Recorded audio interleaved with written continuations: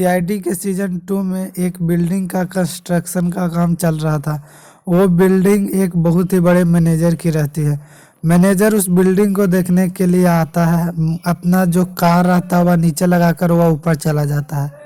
जब वह ऊपर से सारे बिल्डिंग को देख कर नीचे आता है तो नीचे आके जाने के बाद जब वो जैसे ही कार में बैठता है वैसे ही बम ब्लास्ट हो जाता है। वह उस गाड़ी लहरने लगती है।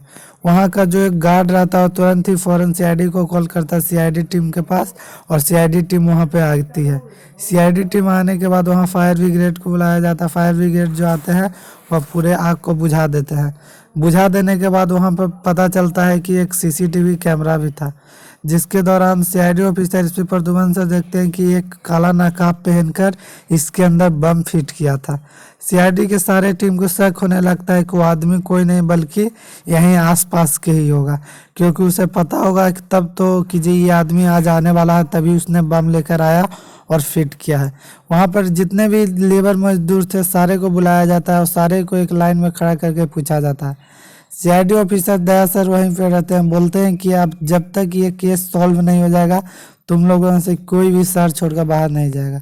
सीआईडी ऑफिसर दया सर की बात सुनकर वहाँ पर एक जो बंदा रहता है वह बहुत ही कांपने लगता है और उसे पसीना आने लगता है। सीआईडी ऑफिसर दया सर उससे मिलते हैं और बोलते हैं कि तुम्हें इतना पसीना क्यों आ रहा है। तो वो बोलता है कि मेरी पत्नी है जो बीमार है, मुझे देखने के लिए उसे जाना है।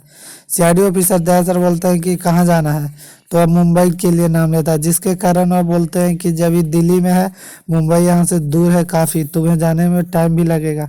ऐसा करते हैं कि हम तुम्हें एक सीआईडी के साथ ही भेज देते हैं। तो वो बोलता है कि नहीं, मैं अकेले ही चला जाऊंगा, जिसके कारण सीआईडी ऑफिसर दया सर शक हो जाता है। वह जाने लगता है तो सीआईडी ऑफिसर दया सर ने श्रेया मैम और पूर्वी मैम दोनों को पीछा करने के लिए वहाँ पर भेजे थे। सीआईडी ऑफिसर पूर्वी मैम और श्रेया मैम दोनों को पीछा करते हैं, बल्कि वो आदमी जाकर एक बंदा से मिलता है और कुछ उसे पैसे मिलता है।